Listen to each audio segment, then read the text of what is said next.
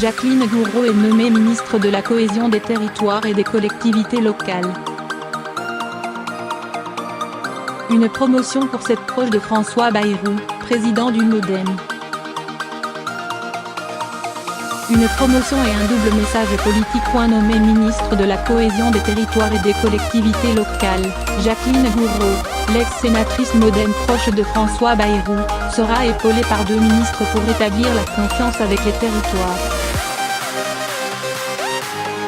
Sébastien Lecornu passe de secrétaire d'État au sein du ministère de la Transition écologique à ministre chargé des collectivités territoriales. Julien Denormandie, précédemment rattaché au ministre sortant Jacques Mézard, devient ministre auprès de Jacqueline Gourault, en charge de la ville et du logement. Derrière cette nouvelle architecture, le double message du gouvernement semble clair, une plus grande volonté d'écoute mais en même temps, la réaffirmation d'une politique territoriale déjà défendue par le gouvernement.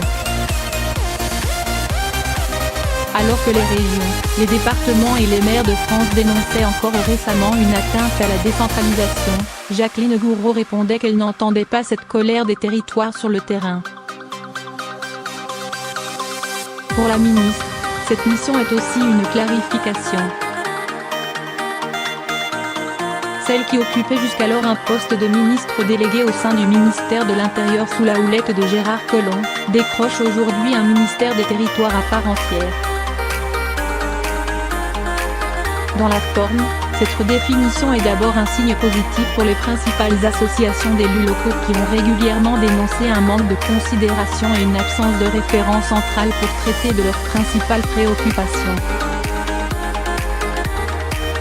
Au-delà d'un rééquilibrage en faveur du MoDem, avec l'entrée de Marc Fesneau, nouveau ministre en charge des relations avec le Parlement, le renforcement de Jacqueline Gourault est une preuve de confiance à l'égard de cette fidèle macroniste, ex-enseignante d'histoire-géographie et praticienne expérimentée du mandat local, dont elle connaît tous les échelons.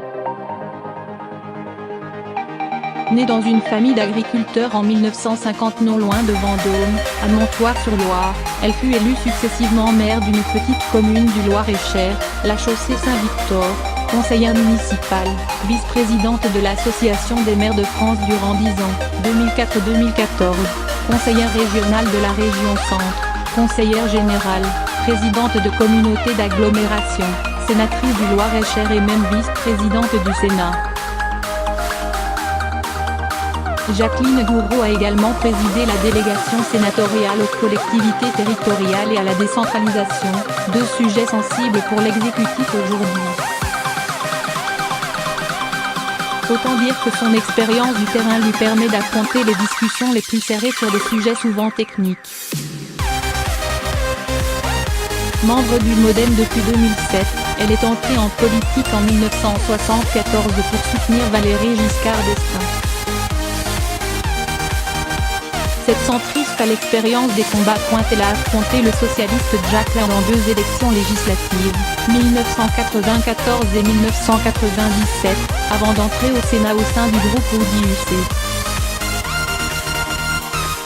Comptant parmi les piliers du parti de François Bayrou, l'élu, mère de deux enfants, a soutenu la candidature d'Alain Juppé lors de la dernière primaire de la droite et du centre avant d'accorder son parrainage au candidat Emmanuel Macron. Elle était entrée gouvernement d'Édouard Philippe à la faveur de la démission de François Bayrou. En avril dernier, lors d'une discussion parlementaire nocturne sur la loi Asile et Immigration, elle s'était emportée dans l'hémicycle contre le président du groupe LR, Christian Jacob. Si la ministre a fait preuve de constance à l'égard de l'exécutif, elle s'est aussi illustrée par quelques couacs. En janvier 2018, alors qu'Emmanuel Macron avait promis la suppression de la taxe d'habitation, elle avait plaidé pour la mise en place d'un nouvel impôt avant de faire rapidement marche arrière. Quelques mois plus tard, la madame forte du gouvernement avait utilisé les termes de prisonniers politiques pour évoquer le rapprochement des détenus corses avec leurs familles. Là encore, elle avait reculé. Enfin, Dans la bataille entre les territoires et l'État, elle avait nié le ressentiment des élus locaux à la veille du dernier congrès des régions de France à Marseille. Pour certains, cela n'avait pas été perçu comme le meilleur moyen d'apaiser les tensions. Mais cette fois, Jacqueline Gourault était en accord parfait avec la ligne du gouvernement. Sur le papier, l'arrivée de Jacqueline Gourault au ministère de la Cohésion des Territoires est un symbole fort. Pourra-t-elle restaurer le dialogue rompu avec de nombreuses collectivités locales? La tâche est immense. Les attentes très fortes pointent pour les territoires désormais unis. La seule question qui compte est de savoir si elle aura désormais les moyens de ses ambitions.